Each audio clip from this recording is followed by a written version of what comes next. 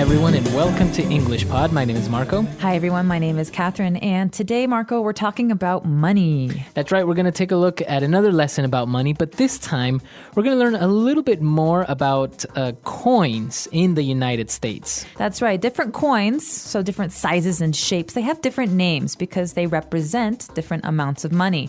So today we're going to learn the names of those coins, and we're also going to learn a little bit about British money. So let's check out the dialogue.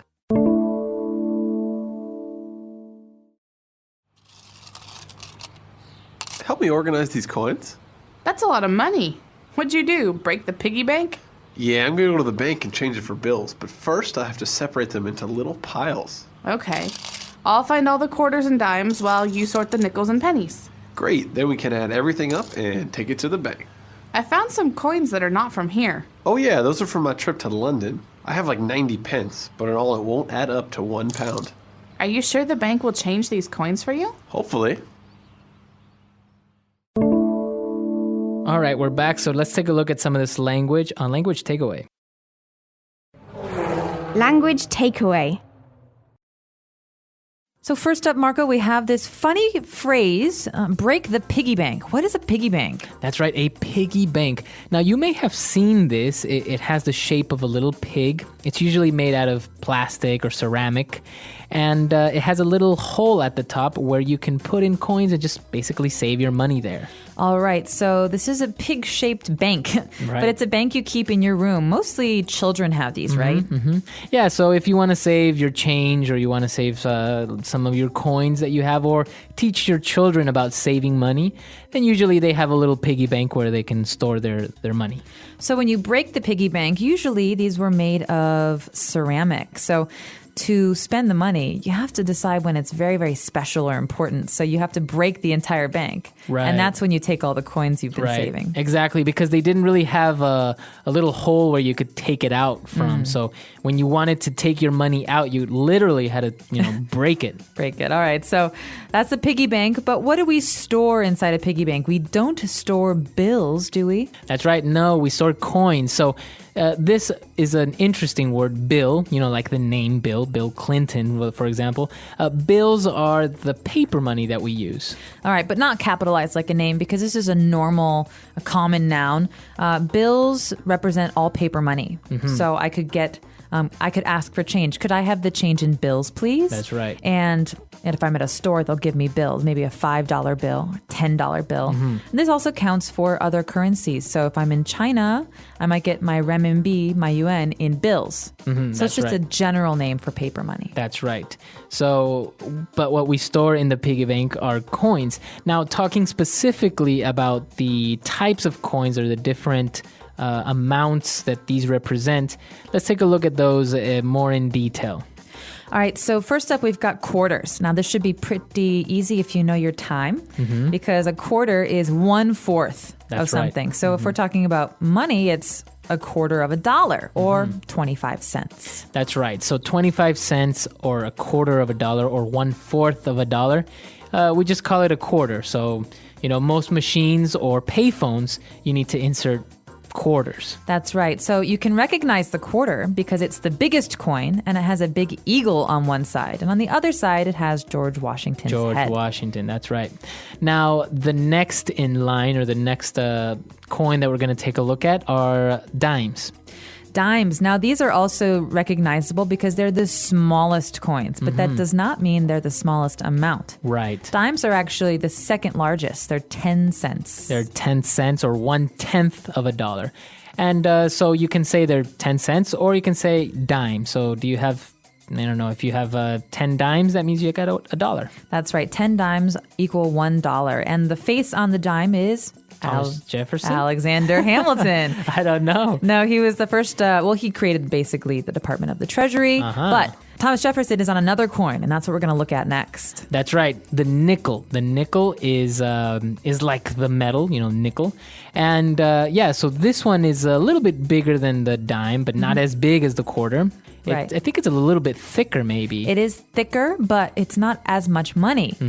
A nickel is 5 cents. 5 cents. So 1/20th of a dollar. That's right, 1/20th of a dollar. So this is what we call a nickel. So you would call this coin, you would say, hey, do you have any nickels? Dimes and nickels usually go together. I don't know why. Nickels and dimes. Nickels yeah. and dimes. He's counting his nickels and dimes means he doesn't have very much money. That's right. So yeah, and then on this coin, you have the face of Thomas Jefferson. That's right. Okay. And finally, we have the only coin that's not silver colored. It's actually more of a copper color. That would be the penny. The penny, that's right. 1 cent or 1 penny is the smallest of the coins, and actually you need 100 of these to make $1. That's right. So this is very unique because it's a different color. It's the smallest amount. And the face on this coin, do you know this one? Yes, this one is Abraham Lincoln. Correct. All right. So we've got all these important people. All of them were presidents, actually, except for Alexander Hamilton. That's right. And actually, I think Alexander Hamilton looks good. Better than the rest. I don't know He was why. a pretty handsome Yeah. man. Actually, no, he was said to be very funny looking, I think. Yeah. So actually, all of these coins, you can call them by these names, and everyone will recognize them, especially in the U.S. Now, I don't really think they apply to any other country, as we saw later on. For example, money in England or the United Kingdom. But usually in the U.S., if you say, "Hey, do you have any spare change, or do you have any nickels and dimes?" Then Or could I borrow a penny? Can I borrow a penny? Actually, in the U.S., they have these little things called "take a penny, leave a penny," right? Or give a penny, take a penny. Yeah. You see these because pennies are not worth very much money.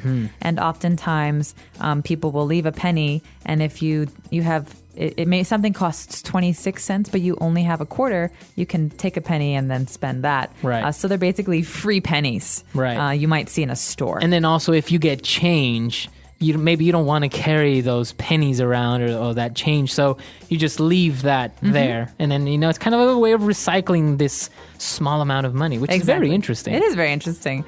But we're going to actually take a look at some British currency. So let's take another listen to the dialogue, and when we come back, we'll explore that.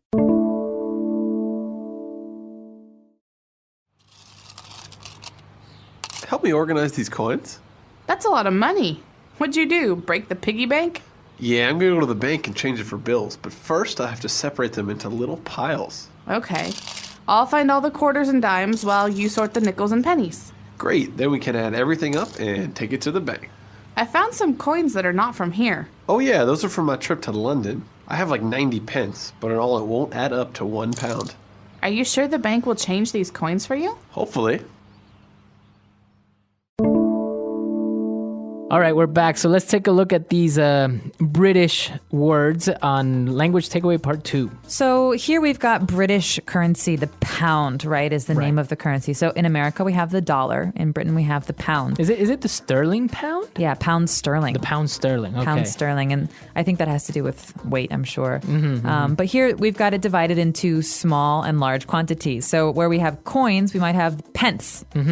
Sounds like cents. Right, exactly. And I think actually the penny might come from the British term pence. I'm sure it does. They're very similar, and the meaning is basically 1/100th of a pound. Right, exactly. And the pound is basically what you would say in the U.S. a dollar. A pound is the currency of England. But actually, you know how in the United States people would say, $100, Yeah. which would be $100. Over there they say 100 quid. Quid. So yeah, this is actually important slang. In America, I would spend $5 at the movies. In Britain, I would spend 5 quid. And now that's a slang term for £1. That's Yeah. right. And actually I've heard also like 50p, which I think means 50 cents. Yeah, cents. Pence. Yeah, so 50p. So you could say this pack of gum costs 50p. So 50 pence. That's right. Half of a pound. So as you can see, obviously the currencies are different, but also it is interesting to learn the way that you would say it locally. So, next time if you are in Britain or you're talking to an English person, then you'd know if they say, 50 quid, you understand they're talking about 50 pounds. Exactly. So, but they don't use the euro over there. No, they don't. Not in Great Britain. They do use the euro on the continent. So France, Italy, and the euro is the name of that currency. Okay. All right. So a lot of great stuff. And now lastly, although we saw it at the beginning of the dialogue, let's talk about what this person wants to do. He wants to change these coins into bills. That's right. So the verb when you need to exchange money is to change money. So let's say if I go to England and all I have is dollars, I would say I want to change money. Okay. You could also say exchange, but when we're speaking to one another, we normally just say change. So. Right, because even the places are sometimes called like money changers. They Yes. say that or something like that. Exactly. And so if I want to change money, that means I want to maybe change dollars for euros or dollars for pounds. But this also can mean I want to change a dollar for some quarters. Right. Because I need quarters for like a laundry machine or a telephone. Right. And I've heard also the term is to break. So if maybe you have a $10 bill and you need maybe a $5 bill, but you don't have one, you ask the person to break that money. So you say, can you break this bill? Yeah, and that actually makes sense because a bill, normally you break something that's big into smaller pieces. So if you think about it, if I break a glass, it becomes many pieces. Well, if I break a $5 bill, I want maybe $1. I get 5 of those. There's one piece and then it breaks into many pieces. So to break means to ask for smaller change. That's right. So maybe next time you guys need change, you can go up to someone and say, excuse me, can you change this $5 bill for me? Or can you break this $5 bill for me? That's right. All right. So a lot of interesting language, very useful stuff. Let's listen to the dialogue one last time.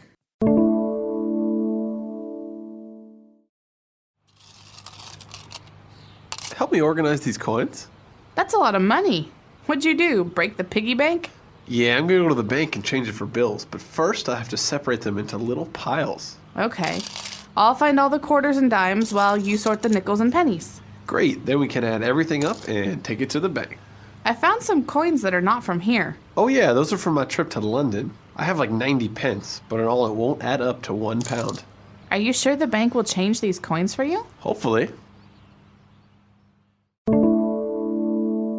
All right, coming back to the topic now. You seem to know a lot about this stuff. Let's test your knowledge here.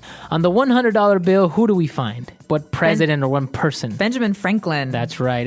But he wasn't a president, right? He was not. He was a very important figure in American history. Many people are familiar with the story of Benjamin Franklin and the kite with the key on it. So he discovered electricity. That's right. He was a very important inventor and also an important person when it comes to the creation of America. That's right. Now, the smaller of the bills would be the $1 bill. And actually, now you have a $1 coin as well. But on the $1 bill, do you know who's on there? I think is George Washington also, I think so, right? yeah. So he's on the quarter and on the $1 bill. We like to recycle our presidents. The $20 bill then would be Abraham Lincoln, right? Oh, that's right. So they're actually on. That's kind of unfair, though. Favorite presidents in the United States. So yeah. But they haven't changed over time. Like in other countries, you see that that they change according to the important person that's in government, or maybe like for example in China, you have Chairman Mao on there, which before you didn't, or in England you have Queen Elizabeth. Before was the previous ruler, which I think was King George VI. So, but in the U.S., you guys flat out 100 years ago, these guys haven't changed them since then. Well, I think America likes to celebrate its creation. And which so is still a very young country, right? Right, 1776, so it's only been, 240 years. So yeah, the idea is basically that we celebrate the founding, so the beginning of the Republic, and the men who are involved in that, they're called the founders. George Washington, James Madison, Alexander Hamilton, all of Benjamin Franklin. These people were very important in the history of America, and that's why we celebrate them on our money. The one exception, of course, is Abraham Lincoln. Right. He was from the 1860s. Right, as 16th president. That's right. Yeah, and he was very important because of the Civil War and a lot of the changes that later happened to our Constitution. And so he's another person who's maybe added on. So he's basically the last guy you guys kind of celebrate, because you don't have, I don't know, Franklin Delano Roosevelt, right, or Bill Clinton or something like this. Not yet. Right. So I guess we gotta wait a while. But that's very interesting. This history aspect of currencies is actually very, very interesting. It is. And one thing I'd like to add about quarters is that in the 2000s, so from 2000 I think on, the United States started to make state quarters. So you'll see oftentimes these quarters with the picture of a state. New Hampshire, Maryland, Illinois, California, and a special symbol of that state. And so these are special quarters from the last maybe 10 years or so. I remember seeing these because usually on the other side of the quarter, well, on one side you had George Washington, on the other side you had the eagle, the emblem of the flag, I guess. Well, not the flag, but the Emblem national of the republic. bird or the republic. And but now you have these states, and it says Delaware, and it has a little maybe I don't know, flower or something that's representative of these states. So that was actually very nice. It was a collector's type thing as well, right? People were collecting. That's these. right. You can collect all 50. Some people did that, and you still see them in use. So those are the state quarters, and those generally are newer quarters. Okay, interesting. All right, guys, so we're out of time, but if you guys have any questions or doubts, you could find us at englishpod.com, and we'll see you guys there. Bye. Bye.